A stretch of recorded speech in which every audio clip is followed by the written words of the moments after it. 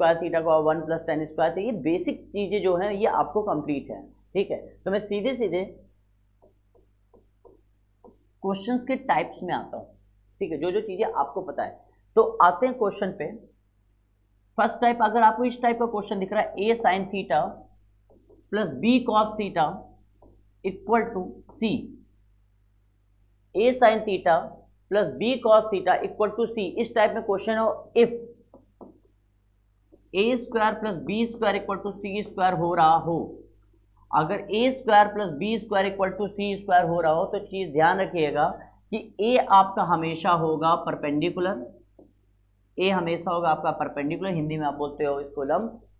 b आपका हमेशा होगा आपका बेस, b होगा बेस, ये आपका परपेंडिकुलर,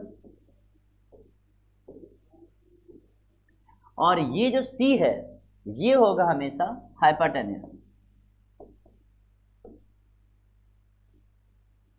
मतलब साइन के साथ लिखा वाला हमेशा लंब होगा, कॉस के साथ आधार होगा, और जो कांस्टेंट टर्म है, जो सबसे बड़ा टर्म होगा, वो हमेशा कर्ण होगा। लेकिन कब होगा ये, कि जब लिखा हो a square plus b square equal to c square follow हो रहा हो। फॉर एग्जाम्पल, जैसे मैंने क्वेश्चन पूछा 7 sin theta plus 24 cos theta equal to 25, ठीक है। आपको ये बहुत अच्छे से पता है कि सर 7, 24, 25 ये ट्रिपलेट होते हैं। ट्रिपलेट का मतलब पाइथागोरस जो थ्योरम है उसको फॉलो करते हैं, 7 का स्क्वायर प्लस 24 का स्क्वायर इज इक्वल टू 25 का स्क्वायर होता है। और अब मैंने आपसे पूछ लिया सपोज बेटा tan थीटा की वैल्यू बताइए, tan थीटा की वैल्यू बताइए, तो आप डायरेक्ट बोल सकते हो कि सर tan थीटा हम जानते हैं होता है परपेंडिकुलर अपॉन बेस, लंब बटे आधार। तो साइन के साथ लिखा वाला होगा लंब p, कॉस के साथ वाला आधार b, और सबसे बड़ा टर्म हमारा होगा हाइपोटेन्यूज। जो आपसे पूछा जाए, tan थीटा पूछा था मैंने, तो ये हो जाएगा p, कितना दिया गया आपको 7, और b ये दिया गया है आपको 24, आंसर हो जाएगा 7/24। तो मेरे ख्याल से इस टाइप के क्वेश्चन आपसे बन जाएंगे, इसमें कोई भी दिक्कत नहीं है। इस टाइप के क्वेश्चन आप बना ले जाओगे।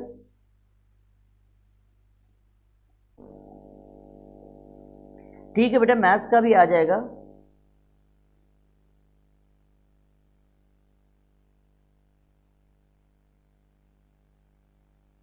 ठीक है बेटा, मैथ्स का भी डाल देते हैं।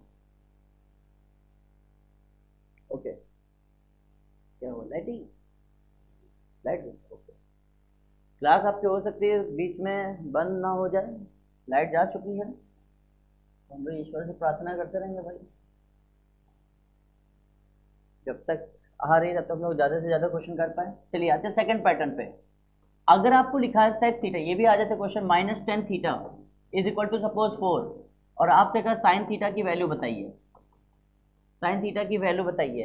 तो देखो ट्रिग्नोमेट्री में ये सब तुम सीख के आओगे। हम लोग हमेशा क्या करते हैं, क्वेश्चन को इजी करने के लिए साइन और कॉस को में बना लेते हैं, क्वेश्चन को किस में ले जाते हैं, साइन और कॉस में। आप वैसे कर सकते हो, लेकिन जब आपको डायरेक्ट कुछ चीज़ें दिख रही, आपको पता है, आप जानते हो कि sir sec theta -tan theta, sec theta plus tan theta equal to होता है 1, ये आप जानते हो, ये आप जानते हो। इसी तरीके से cosec थीटा और cot थीटा में भी रहता है। तो अगर बेटा ये 4 दिया गया है, sec थीटा -tan थीटा अगर 4 है, तो आप डायरेक्ट बता सकते हो sec theta plus tan theta 1/4 होगा। अगर ये 4 दिया गया होता तो आप ये बता लेते। यानी कि ऐसे समझना, इस पैटर्न में अगर sec थीटा -tan थीटा तुम्हें दिया गया, तुरंत sec theta plus tan theta निकाल दो। अगर sec theta plus tan theta दिया गया तो sec थीटा -tan थीटा निकालो, ईजी हो जाएगा क्वेश्चन। बाकी साइन कॉस में भी चेंज कर दोगे तो भी होगा, लेकिन थोड़ा सा कैलकुलेटिव हो जाएगा तब। तो मुझे क्वेश्चन में सेक थीटा -tan थीटा दिया गया था 4, मैंने तुरंत निकाल लिया sec theta plus tan theta जो कि होगा 1/4। बस मुझे अब करना क्या, मैंने इन दोनों को ऐड कर दिया, तो 2 सेक थीटा इक्वल टू हो जाएगा 17/4। तो सेक थीटा इक्वल टू हम लिख सकते हैं 17/8, ये हमारा आंसर हो जाएगा। 17/8 ये हमारा आंसर हो जाएगा।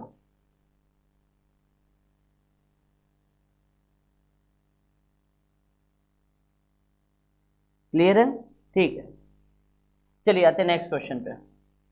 नेक्स्ट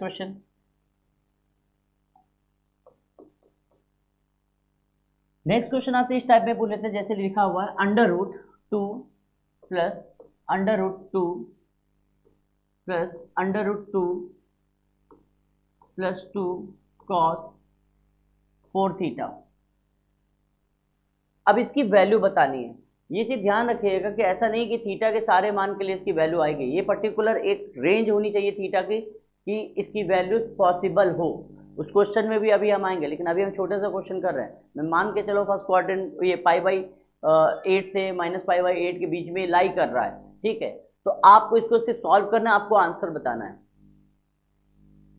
तो आइडेंटिटी क्या यूज होनी है, आपको पता है कि सर अगर यहां से हमें पता है कि सर cos 2 थीटा को हम लिख सकते हैं या तो 2 cos स्क्वायर थीटा -1 बोल दो, या आपको जरूरत पड़ी तो 1 - 2 sin स्क्वायर थीटा, या कभी जरूरत पड़ जाए तो आप बोल सकते हो कि 1 - tan square theta upon 1 + tan square theta.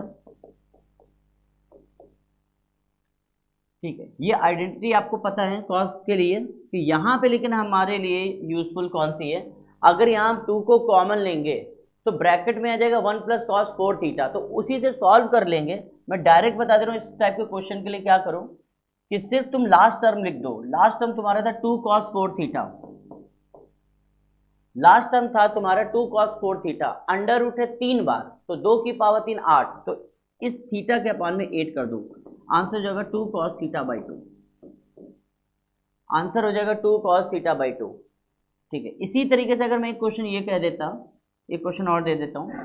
अगर मैंने कहा क्वेश्चन में √2 प्लस √2 प्लस 2 cos 16 थीटा, ये क्वेश्चन है। जैसे कि मैंने क्या कहा आपको कि लास्ट टर्म लिख दो, जो लास्ट टर्म आपको दिख रहा है, लास्ट टर्म क्या दिख रहा है 2 cos 16 थीटा, और इसके अपान में अंडर रूट कितनी बार है 2 बार, तो 2 का स्क्वायर 4, तो अपान में 4, आंसर हो जाएगा 2 cos 4 थीटा। इस टाइप के क्वेश्चन रिपीट कर जाते हैं, तो आपको ये चीज पता होनी चाहिए,